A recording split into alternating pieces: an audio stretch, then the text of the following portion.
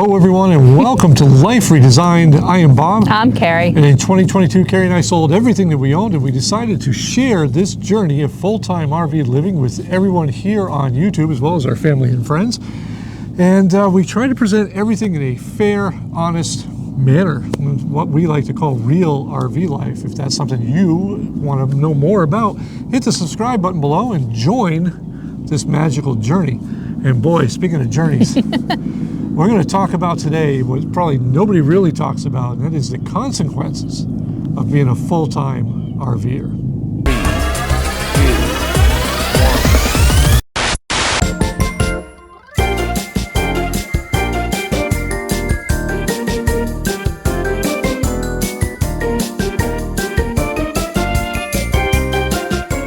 All right, now that we got the opening segment out of the way, one of the things that we actually get asked quite a bit is there are things that are a problem, things that you just weren't anticipating, things that you wish someone had clued you in on when you were about to go on your full-time journey. Well, thanks to Karri here and her book of knowledge, we're going to cover some of those topics with you today and give you our little advice on how to overcome some of these situations. Yep. Starting with the first one, Karri, what do you got? So when things go askew with family and you're 3-4 states away and you can't get to them as you would want to, what do you do? And this is an interesting thing because we've actually gone through this. Our youngest daughter was in a pretty good relationship, and then it all went south. And here we were, she was devastated, and we were clear across the country. And a couple of months later, our son went through the exact same thing. Now, as a close-knit family, as we are, this was kind of tough to get through.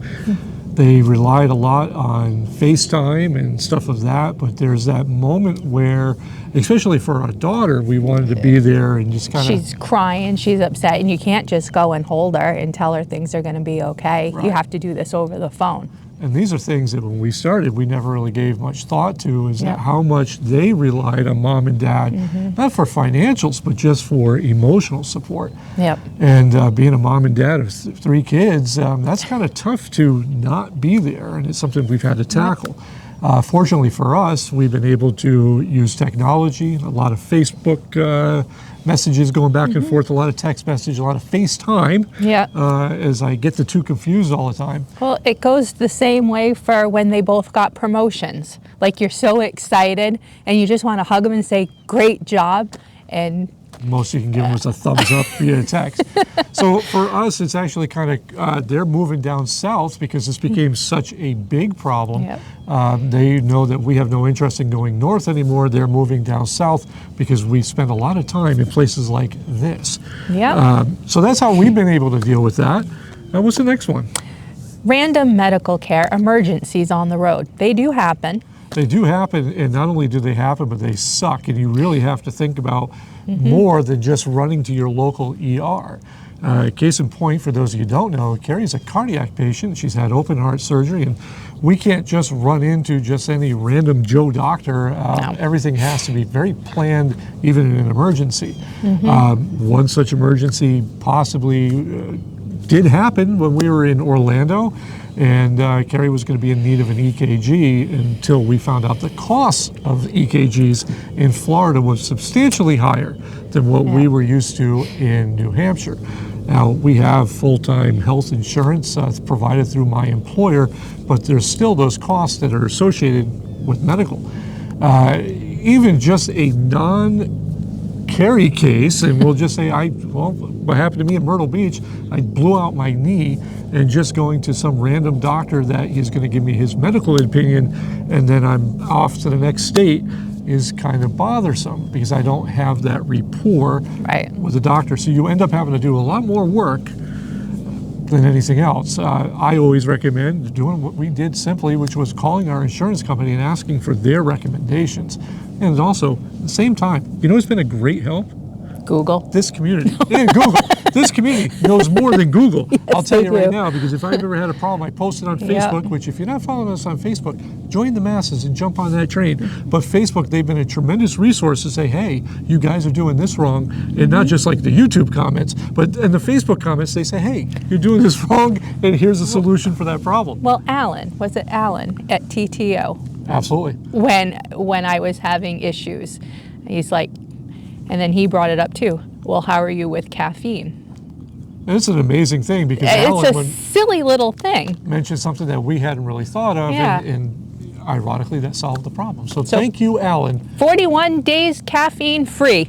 All right, what's number 3, Karri? Number 3 is caring for and raising pets. Now, before you all start texting Karri and calling away and leaving messages on Facebook because there was a secret post, we're not going to answer that question, but we are going to tell you that during our research, we have seen quite a few things that we weren't really aware of. And we know that raising an animal, a dog, and we've done this before, is difficult.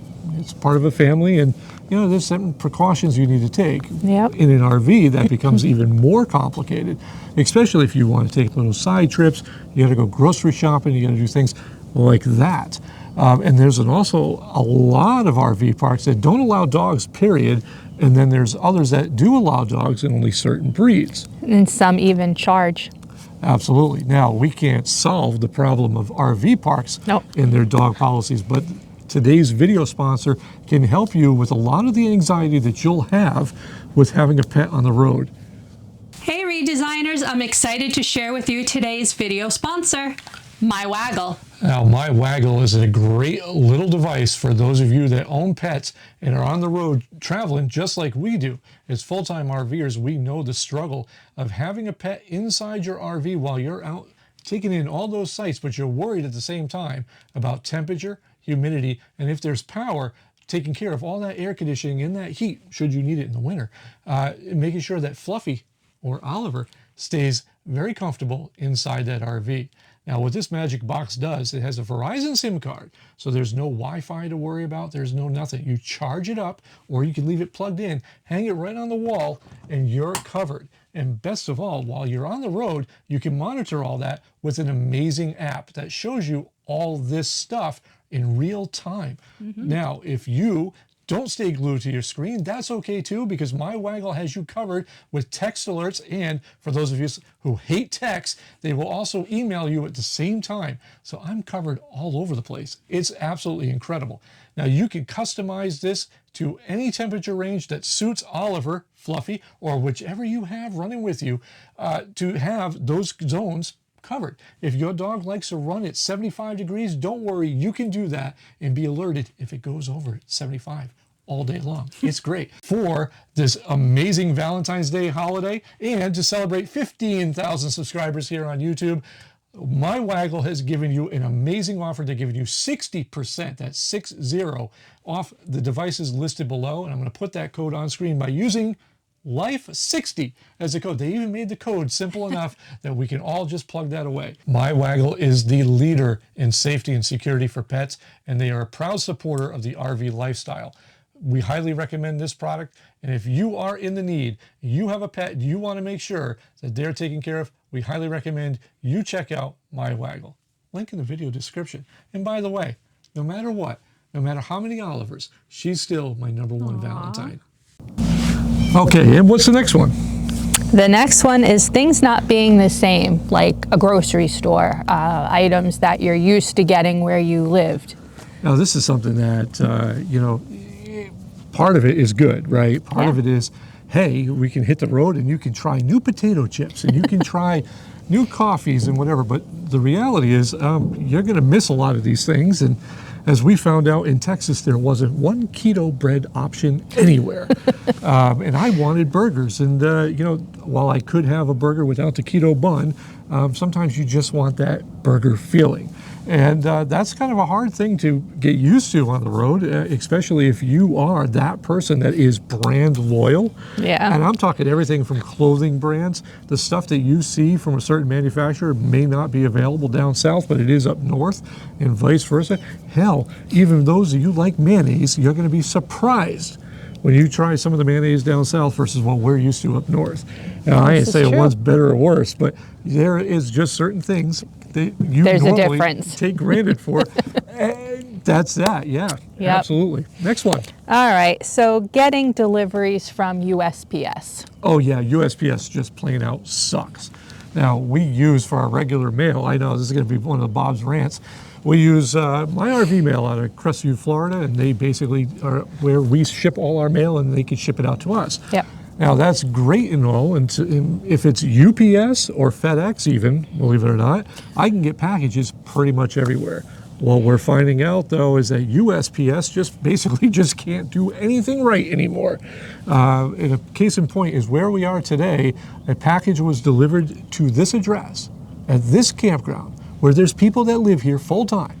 The managers never had a problem. What did the post office do? They kicked it back because they didn't recognize our name. And this has happened on numerous occasions with numerous packages across the board. And we're not even talking about just regular paper mail. This is the 4th time so far. Yeah, and this is packages, right? I stress that it was packages, but trying to get that mail, now this could be an Amazon package, this could be a prescription package that comes through priority mail. Yep. The USPS is absolutely horrible, and we've come now to, if you're going to ship us a package, it needs to come UPS, or it needs to come FedEx, or we won't even bother. That's just the way it is now. All right, what's the next one? Is having repair work done by strangers. This one was probably one of the hardest things and one of the biggest consequences of going full time. Now, when we were home, I had a person for anything that I needed done. A lot of stuff I just did myself, but when it needed to be farmed out, I had a reliable group of people that I could go to. Being on the road, I don't have that. We were fortunate enough in Colorado River when we needed a black tank replaced in our brand new Grand Design that we got Armando. He came out and did a fantastic job. But for every one Armando, there's another 100 that aren't qualified to be out there. They may have the best intentions, but we've met quite a few mobile techs on the road that they shouldn't be. Now, keep in mind, this is an industry now that, and I know I'll get backlash for this as everything else I say, but this is an industry now that really doesn't have certifications. So if you want to spend some money, you can get a piece of paper that says you're a certified RV tech. And that is great, but keep in mind, especially with the ones that travel, this guy's going to do your job, and then he's off to the next campground, and then you don't see him again. And then if he didn't do the job right, and you're 3 days later, you're kind of screwed. Mm-hmm. So really, just having to do research, having to trust your gut, it adds a lot more anxiety than just that bill there. Something that nobody really warned us about ahead of time. Yep. Next one. Vacations become way harder. Oh yeah, there's no doubt. We've been looking to do a cruise, and again, not to ruin any upcoming videos, but that opens up a whole new can of worms. We have to look at where we're going to park the RV. Mm-hmm. Is the RV going to be safe? Transportation back and forth from RV to wherever. Everything is just an added layer of problems.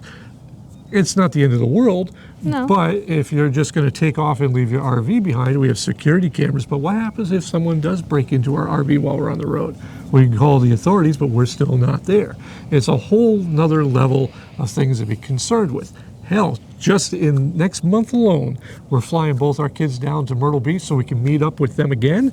And that's a whole nother layer because they can't stay in the RV with us because it's too small. So we had to rent a Airbnb, and then with that becomes we have to pay now somewhere to park our RV and the Airbnb because it just won't fit in the driveway. But it's worth it. Absolutely. Next one.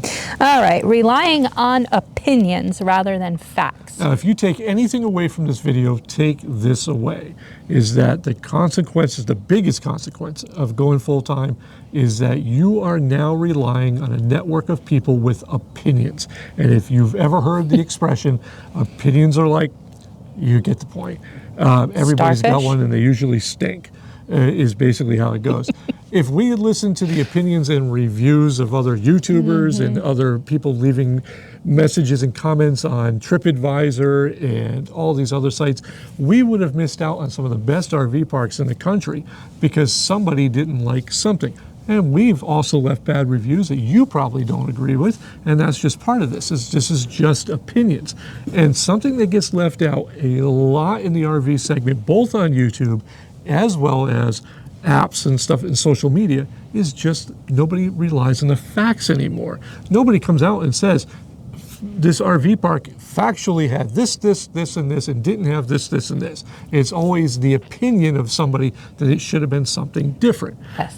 just like every RV park that we've been to that has annuals, somebody has an opinion about that. But the fact is, the annuals don't take away from the RV park. The annuals actually contribute to the RV park, because those are the people that are keeping these parks open, because it's consistent revenue versus somebody coming through on just a willy-nilly whim and paying $20 a night.